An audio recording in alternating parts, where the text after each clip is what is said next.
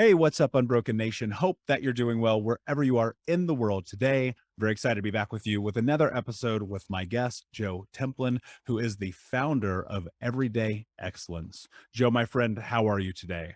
Michael, I've been looking forward to this forever. I'm so glad we're able to get on here today. Yeah, man, I'm super excited about today's conversation. For those who don't know you, tell us a little bit about your backstory and how you got to where you are today. So, as we were talking when we were getting on here, I started college when I was 13 because my parents said 12 was too young to begin with. I went to Hopkins, then went to RPI, where I actually helped develop internet technology in a lot of ways. Ironic. Then, due to a family tragedy, I ended up entering the financial services world and built a $1 million roundtable career there, which is top 10% of the industry, eventually hitting top of the table level production, which is the top 1/10 of 1% on the planet. Along the way, I picked up my black belt and then ended up getting a world championship in Taekwondo. Started studying behavioral psychology as well as performance psychology. Had lots of injuries, lots of setbacks along the way with business and personal. Eventually started running marathons and ultra marathons, and ultimately wrote the current Amazon Kindle #1 new release in professional development, Everyday Excellence. We'll be right back to the show, my friend, but I wanted to let you know about our brand new podcast community for Think Unbroken podcast. I know that for so many trauma survivors like myself, for the longest time, I felt alone, like nobody got it, nobody understood, and that I was just going to have to figure this out on my own. But that's not true. And the reason why we created our brand new Think Unbroken Academy podcast community is so that we can bring all the members of the Unbroken Nation together in a place where we can learn, grow, heal, change, and transform our trauma into triumph. I would love to have you come and be a part of the brand new community. Just check out thinkunbrokenacademy.com or click the link in the podcast description. And I cannot wait to see you there, my friend. Again, just head over to thinkunbrokenacademy.com. And until then, be unbroken.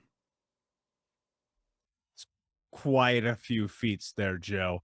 One of the things I think is really funny is, and having recorded tons of podcasts, being a guest so many times, and just consuming shows for so long, people, I fear, will hear stuff of this and they'll go, I'm turning this off. And the reason why is because, as you know, like it's never as easy as it sounds. So why don't we rewind a little bit? Because I'm super curious about this. So at a super young age, you find yourself going to college, right? Yep. I cannot imagine that was easy. It wasn't, but Hopkins has a special program for the acceleration of gifted kids.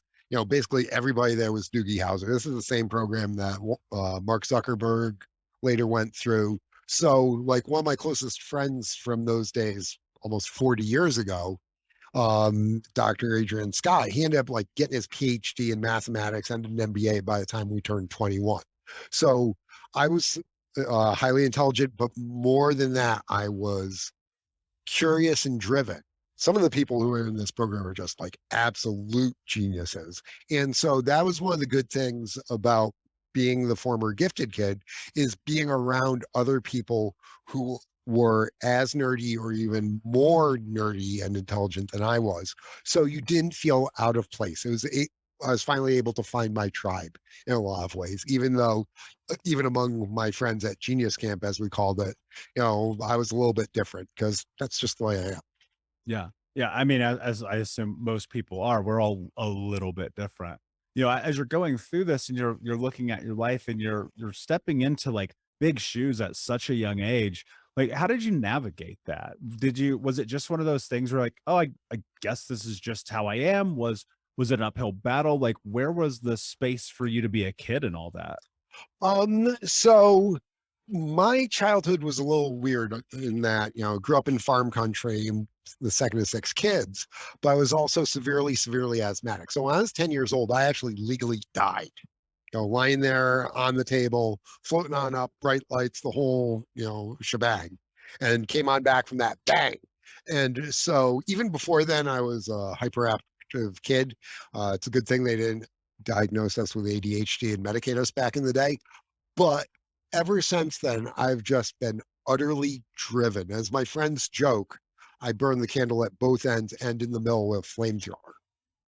Yeah. How do you navigate that and have a life though? Right. One of the things I've often thought about myself is, to an extent, I'm a high performer, written multiple books, have the podcast, speak all over the country, so on and so forth. But, there's a space where I think many people are high performers. Many people do burn these candles.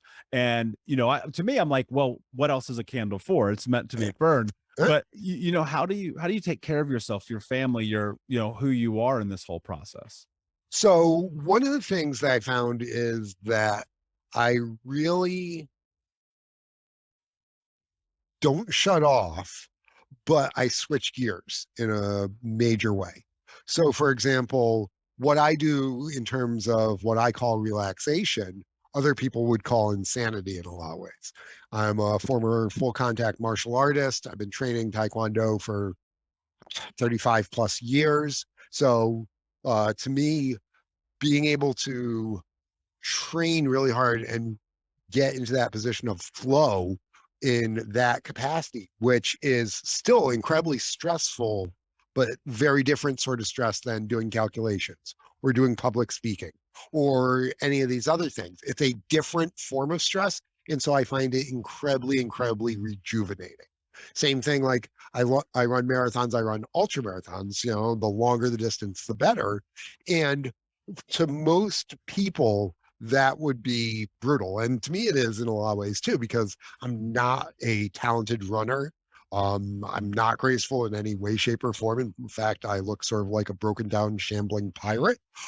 But I'm really good at going long, long distances, and it taps into different capabilities. So even though it seems like I'm always on the go, it's because I'm doing different things. I'm using different parts of my brain, using different parts of my mind and body. And so if you look at it, I'm never redlined in any one capacity for more than a few hours at a time. And then by shifting to stress, a different component of who I am, it allows what I just worked on to recover, and I can cycle back to it throughout the day. And I'm a normal, well, somewhat normal guy in a lot of ways. I mean, I have always loved comic books. If you look on my thing, I've got, like my Avengers Quinjet and my Thor and all that sort of stuff. I like beer and, hanging out with my kids and, working in the yard and all these normal sort of things too. It's just that because I don't want to say paranoid because that's the wrong word, but I'm just like unwilling to waste time, whether it's with people or projects or things, that I'm pushing and doing things on a hard level almost constantly. There's something interesting about that, because on my office door, it says you are not allowed to waste time in this room. And one of the things that I often wonder is, because time and the way that exists in the world, people feel like they don't have enough of it. Mhm. And what I'm wondering is, how do you make time to do all those things? Because I think about, like, man, I want to get a black belt, like I want to run more marathons, I want to do all these things. It's like, okay, how do you have a family? Because there are people listening right now, Joe, and they've been through chaotic past, they've been through Yep. these wild backgrounds, and you and I, like, I've obviously spoken with you before, I know about the stretches of chaos that you've had in your life. And so what I'm curious about is, like, how do you navigate time and being seemingly, quote unquote, normal, while simultaneously hitting like these gigantic, dare I say, excellent milestones? And one thing that your listeners probably need to know is I'm a special needs parent. Two out of my three sons are on the autism spectrum, and one of them is ADHD on top of it. So I have additional layers of constraints that most people don't have in terms of their family relationships. But we on your door, it says, do not waste time. I invest time and I spend time. I avoid wasting time wherever possible. So, for example, I'm driving into the office. I will either be on the phone talking to somebody, Bluetooth, so that I don't get in trouble with the cops, obviously, or I'm listening to a podcast or psychology, or I'm dictating notes or something like that. If I'm making dinner, I'm also listening to something and supervising homework. When I got ready for my CFP decades ago, I would actually go to the gym and run on the treadmill because, running in upstate New York in the middle of winter is not exactly the easiest thing. But I would run on the treadmill while listening to tax code on my headset so I could multitask on things like that. So if you can get a multiplicity out of some of your time, that is a great thing. So when I'm working out in the morning, I'm also studying simultaneously by playing audiobooks. And so the 86,400 seconds that we have per day, if I can double dip essentially on components of it, that means that I have essentially multiplexed and got more capacity for the day, which allows me to, when I'm with my kids, I am 100% with my kids. The phone is turned off or in the other room or what have you, generally, unless I'm going to take pictures of them, so that I can give my full attention to those kids as they deserve. If I'm going to be spending time with a friend, they know that I am there having that beer with them and I am completely present with and for them. So one of the things that I learned as a martial artist is compartmentalization, where literally you walk into the dojang and all your problems stay out there with your shoes. They do not come on in. So if I can completely focus on certain tasks at times that require it, and at other times multitask to be able to take care of the lower priority things, because like cutting vegetables does not require your full attention. So you can do other things simultaneously with it. And that then frees up capacity so that I have those most precious of moments that I can spend freely with the people that are important to me. Do you feel like there's a differentiation between having those moments of being present and being fully there and singular and having singular focus, as opposed to things that are, I don't want to call cutting vegetables autonomic, but they take such a small amount of capacity that you can do something else? Right. And so like you're incredibly busy and high activity. At times, you'll feel stuff creeping on in. You'll be trying to spend time with somebody, and this little thing from work is niggling at the back of your head. So one of the things that I do is my mom taught me to use index cards when I was a kid. Always have one when you're reading. If you don't know what something means, you write it down. You can go look it up. So that way you're maximizing your learning. But at the start of my day, I sit down and I brain dump out what are the most important things that I need to do to move that day forward, whether it's recording 2 videos for the YouTube channel, whether it's writing an article, whether it's researching something. And so there'll be a handful of things outside my normal scheduled activities that end up on that list. And as I go on through, I cross them out. But because they're no longer in here rattling around, that then frees up further capacity so I can focus and be better. And I can then get through these things and cross them off. When I'm done, whoop, in the garbage. And literally, I am mentally free from them.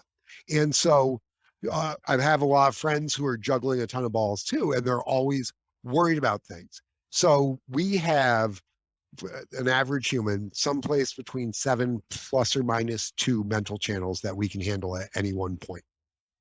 And each kid tends to take up one, and poverty creates a shortfall of decision making because it takes up a couple of those capacities. If you've got a sick relative, so these channels get filled on up, and it makes it so that people can't make efficient decisions by putting things like this, by being able to say that's important but not important now.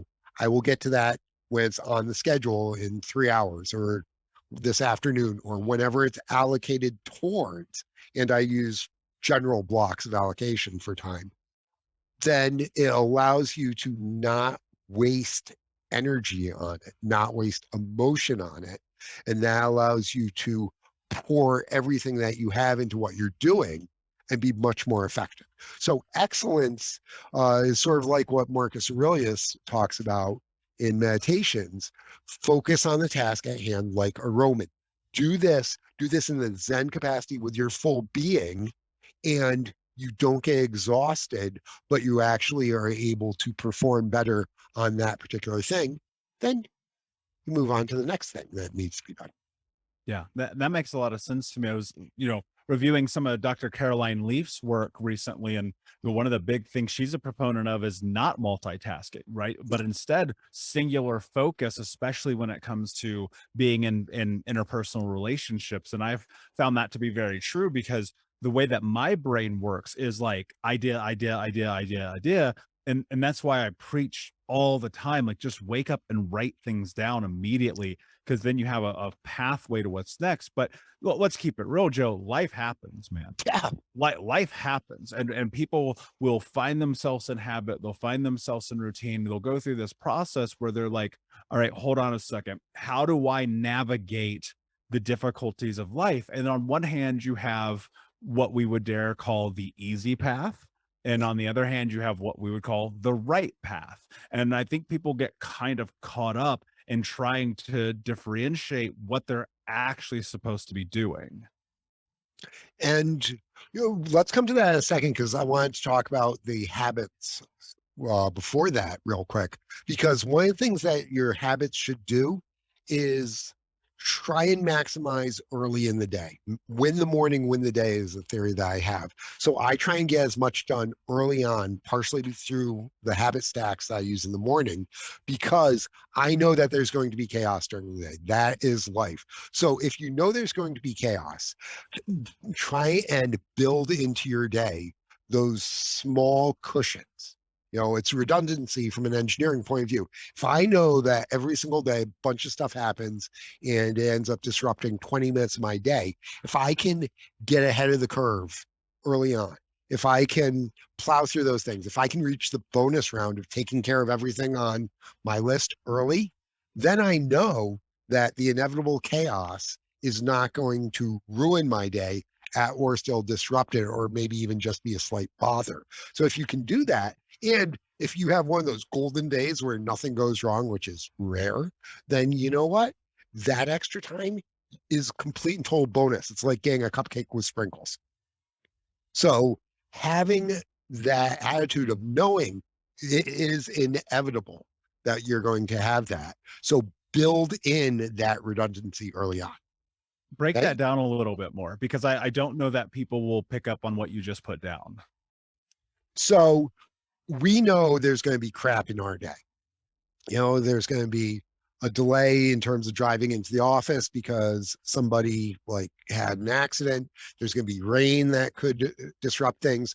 There could be an internet disconnect like we were struggling with earlier that was disrupting our things. So understanding that you're going to have some of that chaotic disruption every single day. Plan for it. So, all right, I'm going to lose 20 to 30 minutes at some point during the day.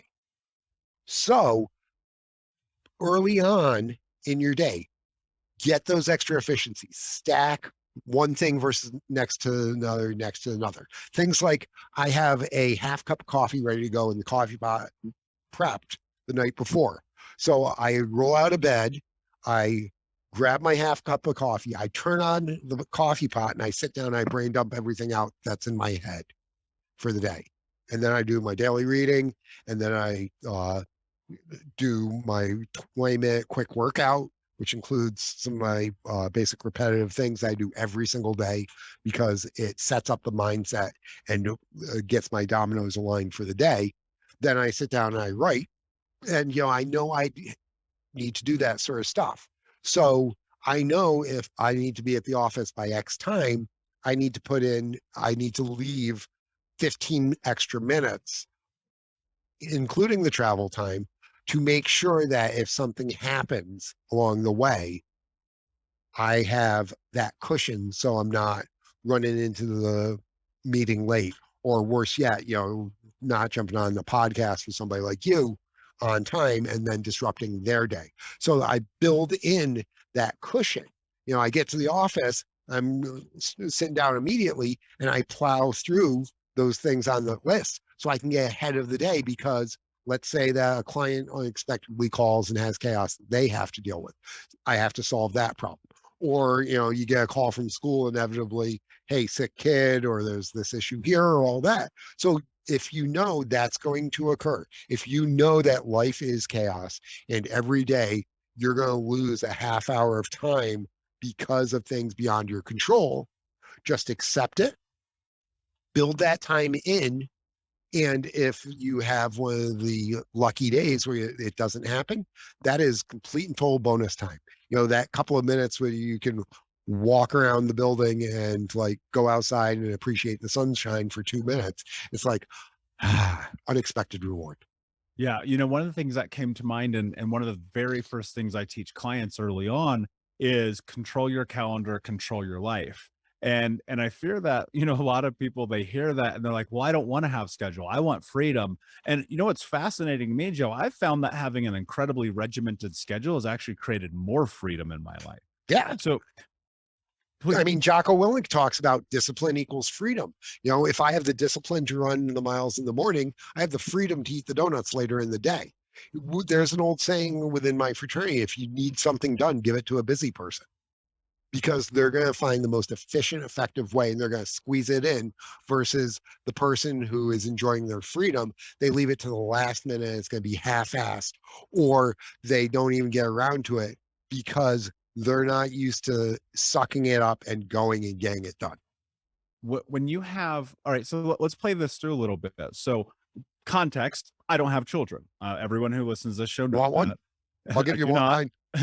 Not at this time. Thank you kindly. But what I'm wondering, because I know a lot of the people listening are parents, they do have families, they do have kids, they do have a husband or a spouse or a wife or whatever.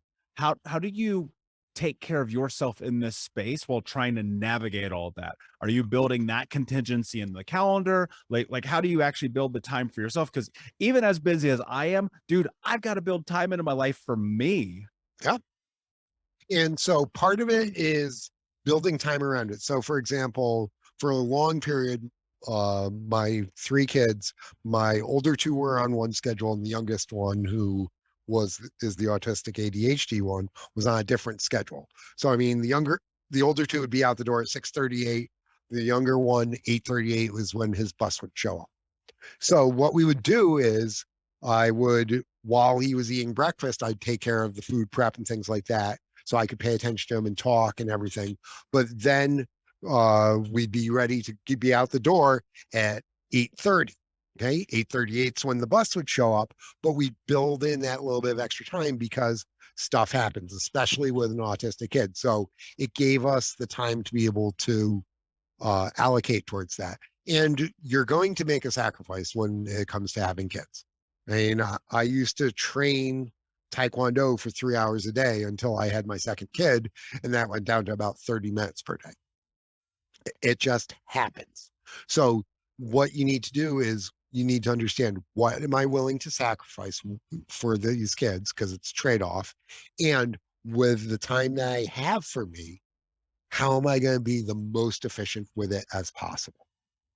So for example, I wasn't running as long distances at that point, but my running was more intense. So instead of doing an hour, 10-kilometer run, what I would do is I'd be able to have 30 minutes, and I would hammer it and get 5.25 to 5.5 kilometers in. So I'd use the time that I have and be more intense with it, and simultaneously try and multitask like that. But this is one of the things where, when you become a parent, you have an obligation to the kids, and the kids come first, because guess what? They're not going to change their own diaper. They're not going to feed themselves. They're not going to push things off. So you need to pay even more attention to that time. And luckily, the world that we've lived in the past couple of years with Zoom has become much more flexible in terms of the work from home model, the being able to multitask, the accommodation of, hey, my kid's in the other room sort of thing that previously was, frowned upon in a lot of ways.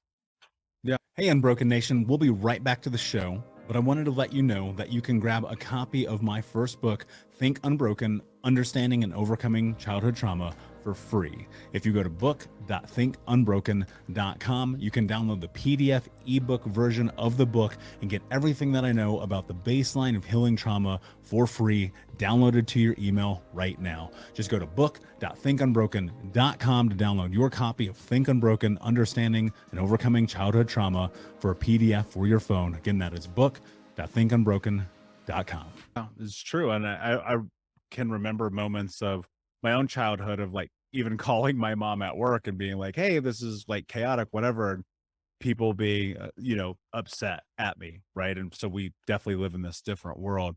Um, I want to go back to the original question because I think it is pertinent here. So we have folks, let's say they come through, they look at their life, they create a calendar, they get a schedule, they get on the right page, they start doing these things because they want to be more productive, have more time, be able to build this life, which again, I do believe that controlling your calendar is a way that you get to that.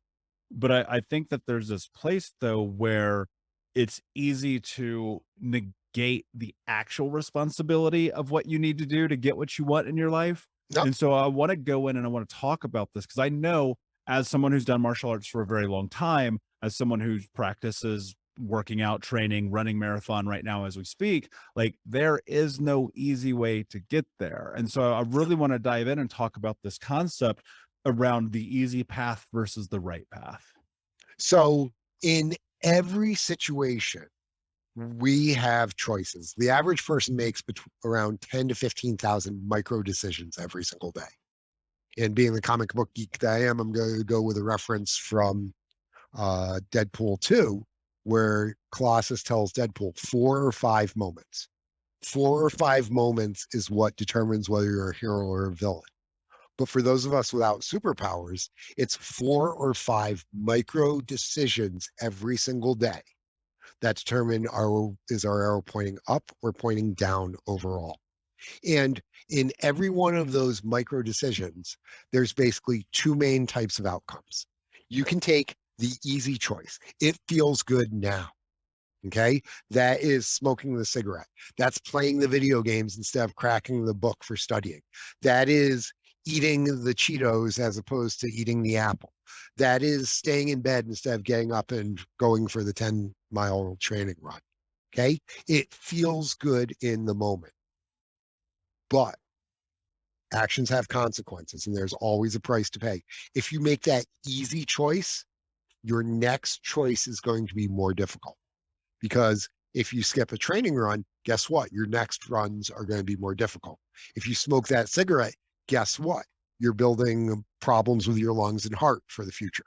If you're eating all the fatty, greasy food that tastes really good in the moment, but you're filling up your arteries and your pants don't fit, those are negative future consequences.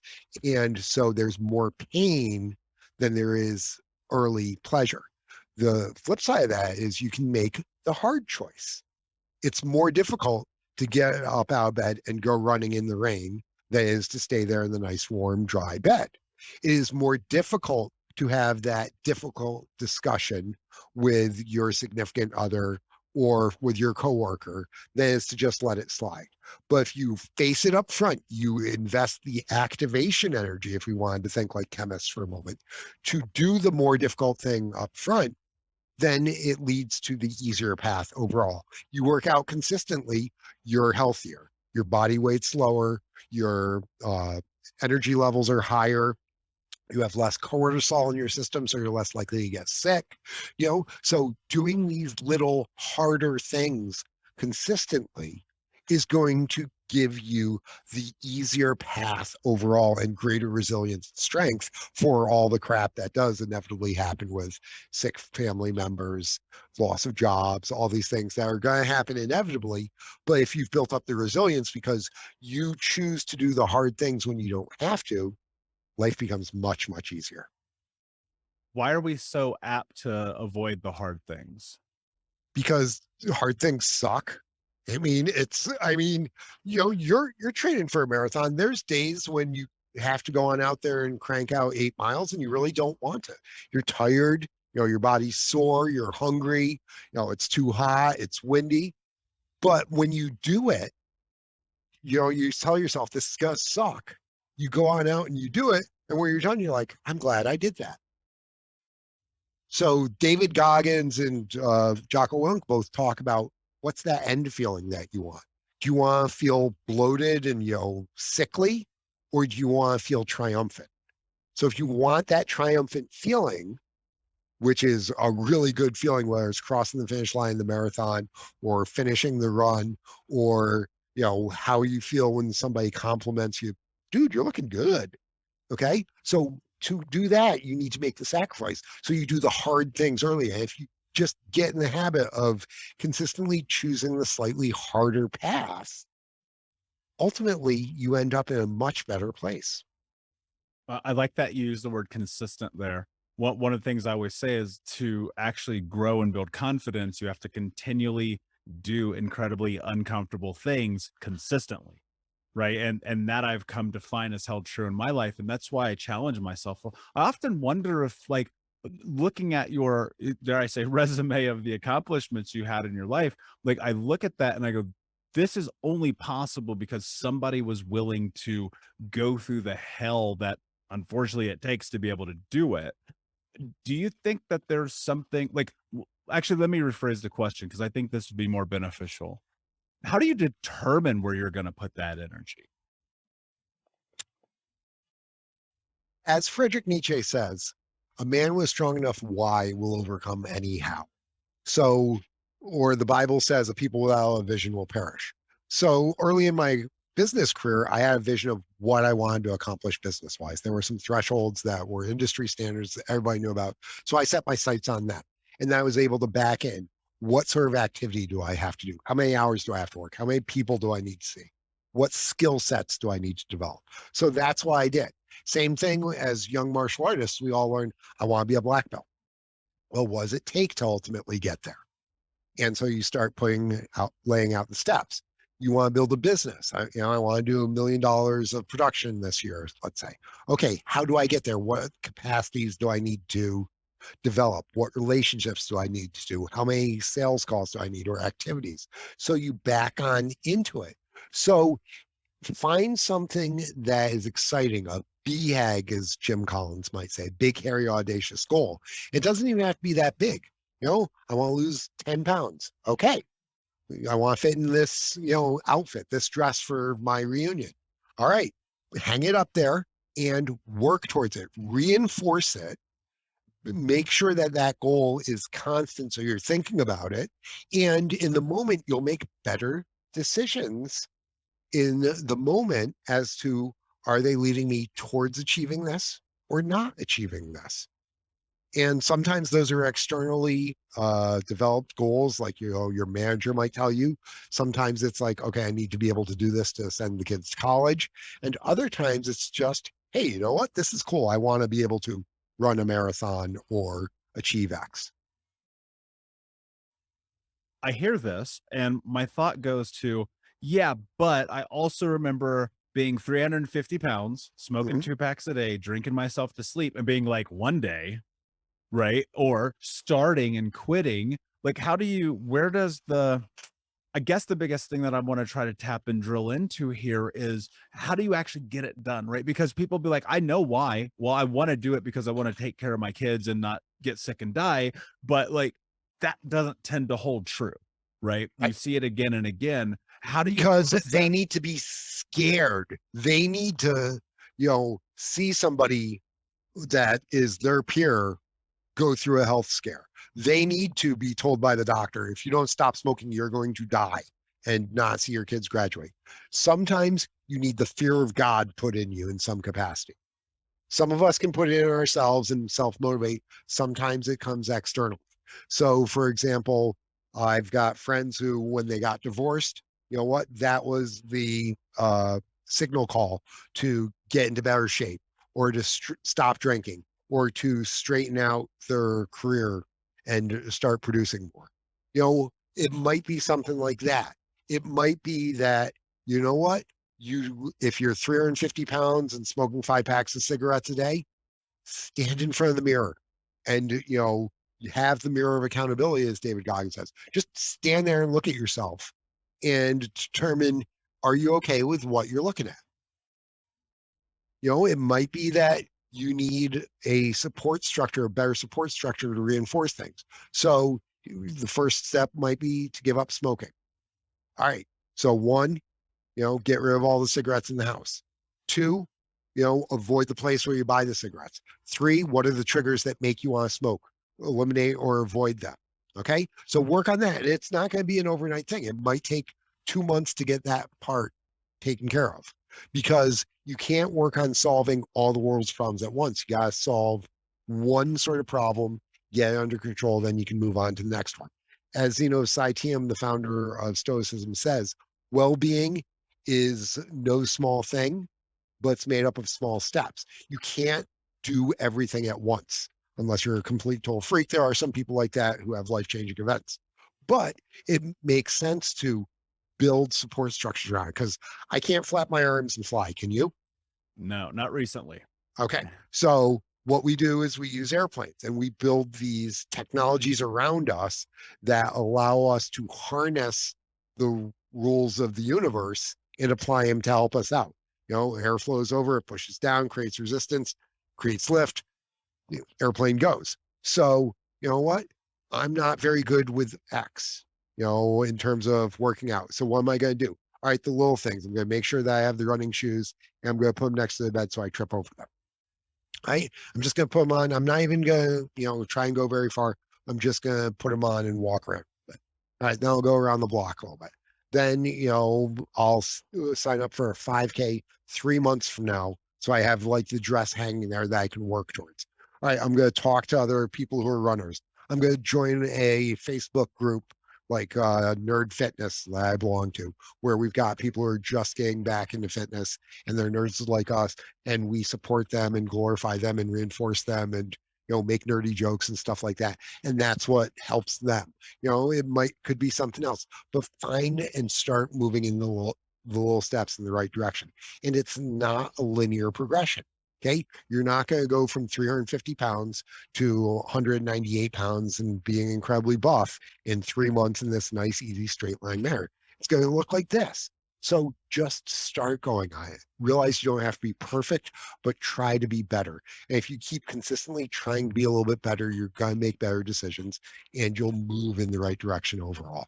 Yeah, I love that. And it's not linear. And, I have a hypothesis. I mean, it takes you as long to get healthy as it did to get unhealthy.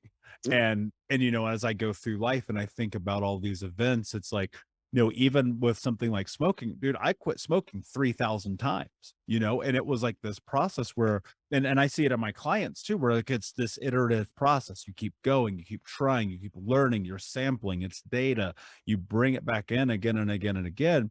But I'll also think at some point, like we kind of hit a wall, right? Yep. And when we hit a wall, we have to be able to go to reserves. And so I'd love for you to break down and talk about that experience of like tapping into reserves and like what that really means. So one of the ways that you get reserves is by making deposits when things are good. You put extra money into your investments when things are going well. You put money in the bank when things are going well. You bank trust with somebody when your relationship's strong, so that you can draw from it during those tough times.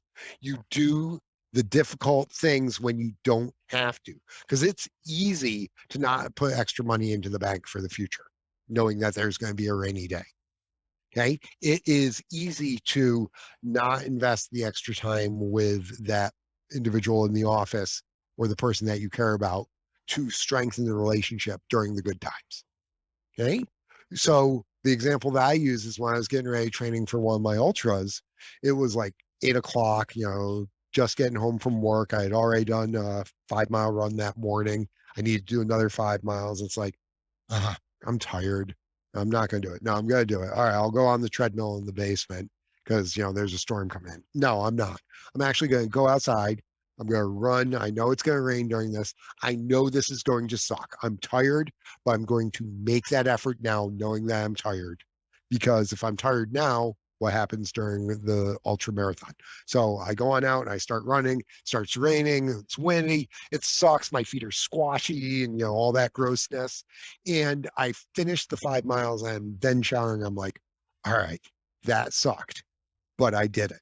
And I could literally mentally make a deposit in the reserves for the future, because the future is going to come and there's going to be bad things. There's going to be a time when your parents are going through health issues and you need to be the strength for them.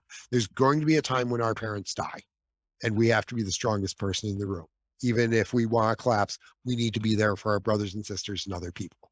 There's going to be a time when something happens with work, or you get divorced, or, during my ultra marathon, I was 40 miles into it and I'm on my last legs physically, even though I had another dozen miles to go. I'm completely exhausted. I got nothing left. I've got just a little bit of emotion in the tank.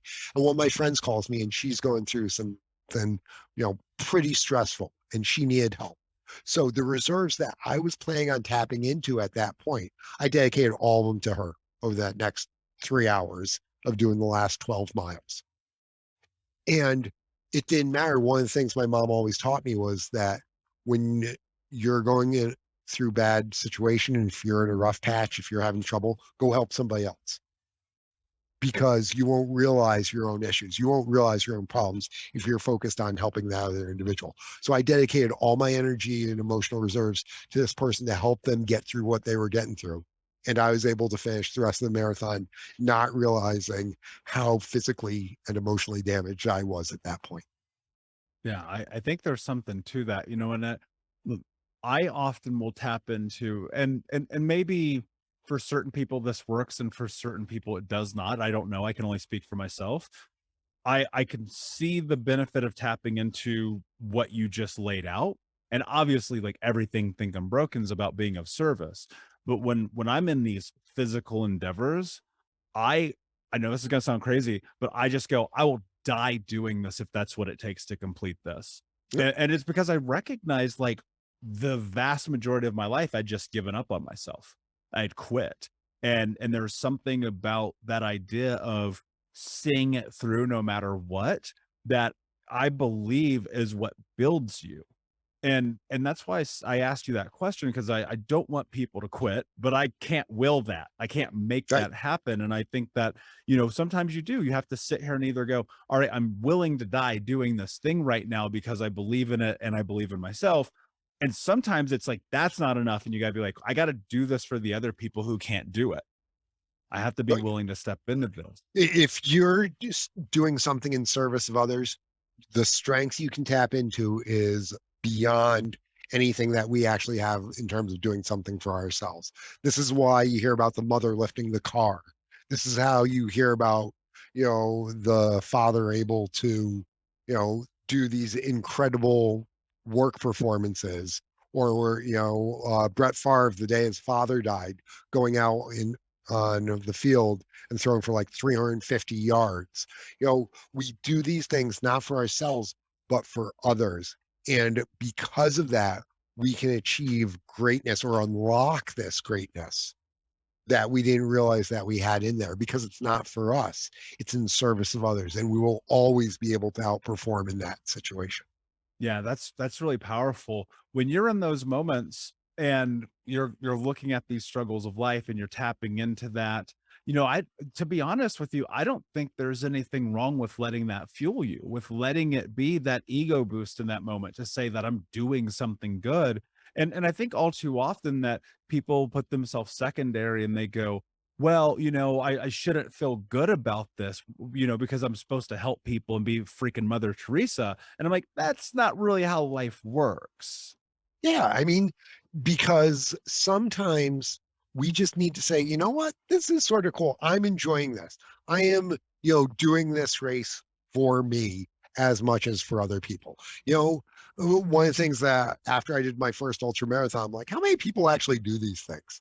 And I realized that only about 100,000 people do ultra marathons on the entire planet out of 7 billion plus. And when you get to looking at, you know, most people who do marathons do one and they never do it again. That's the reason why I did a second one to say, okay, I've, kept going. Most people get their first degree black belt and stop. That's one of the reasons why I continued. Most people write one book and never publish a second. So that's one of the reasons why I published 13 at this point. So I did my second ultra marathon because what you need to sometimes prove it to yourself that was no fluke, because anyone can be lucky and successful in business or in whatever once, but you do it a second time, you have that second gold album, you have that second bestseller, you do the hard thing, not just once, but twice. It shows this is who I am. I am capable of this. And it then reminds you, I have a saying that I wear my black belt on my soul, not my waist. Because you know what? I can take it off. It's still in me forever. So it doesn't matter if I'm wearing it or not. It doesn't matter if other people see it. It's there. It's part of who I am because it is embedded in me. And so doing these difficult things is like imprinting the black belt on your soul. Yeah. I That is such a great analogy. I mean, it really truly is. And for those who don't understand martial arts, like black belt is as high in ranking as you can get because you've proven yourself for many people over a decade of time and learning to have proficiency in this skill as you've ranked from white to blue to brown to purple, so on and so forth. And I love that analogy because I think that's very much true of all the experiences that we go through in our life. When you push yourself, when you do that thing that you said you were going to do, when you've come through, when you say, know what, come hell or high water, I'm going to cross this finish line. Metaphorically, doesn't have to be a real finish line, but when you do that thing, like you are building yourself. Think of it like the muscles in your soul. You lift weights, you micro tear the muscles in your arms or your chest or whatever, and it rebuilds and it gets slightly bigger and you get slightly stronger. We can do that with our spirit too. We can do that with our soul. And by forcing ourselves into these difficult things that are just on the edge of our capability, we continuously expand that.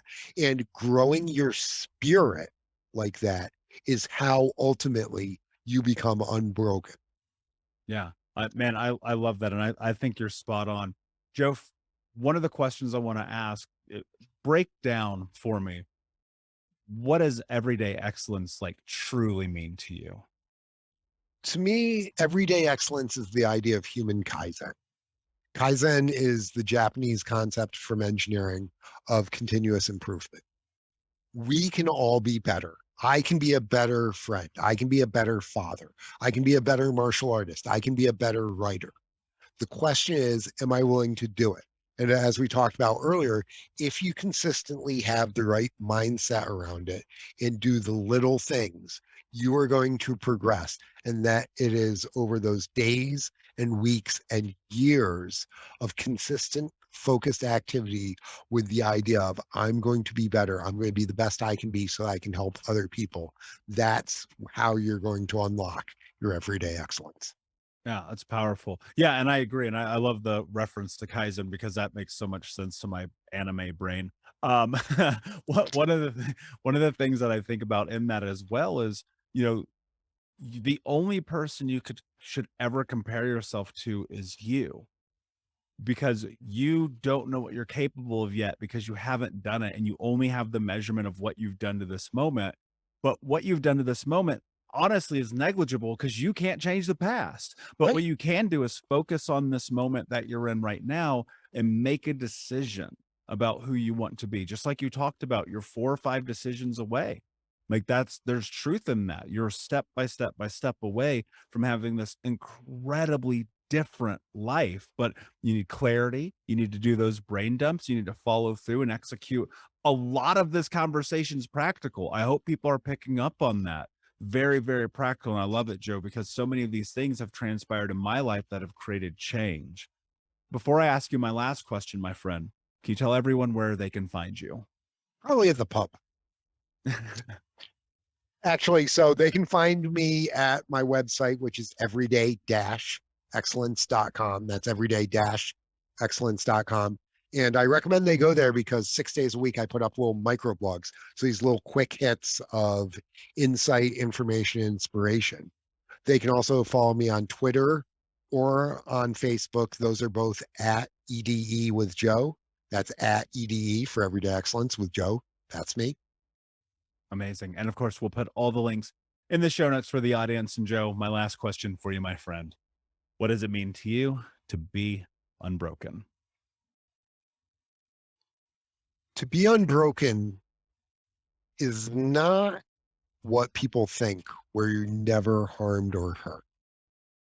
Being unbroken is like the Japanese art of kintsugi, where broken items like a bowl are not repaired so that they look exactly how they were before, but they're repaired with gold or silver so that the flaws, the breaks can be seen, so that the character and history is visible.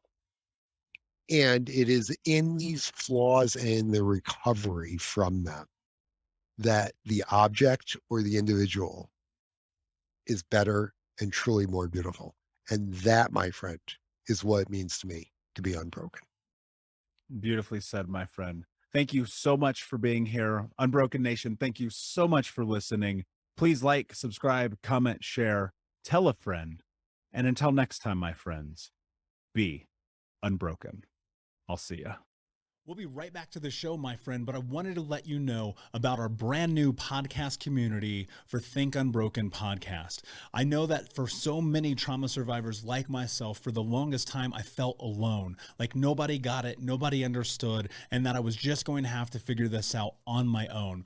But that's not true. And the reason why we created our brand new Think Unbroken Academy podcast community is so that we can bring all the members of the Unbroken Nation together in a place where we can learn, grow, heal, change, and transform our trauma into triumph. I would love to have you come and be a part of the brand new community. Just check out thinkunbrokenacademy.com or click the link in the podcast description. And I cannot wait to see you there, my friend. Again, just head over to thinkunbrokenacademy.com. And until then, be unbroken. Thank you so much for listening to Think Unbroken.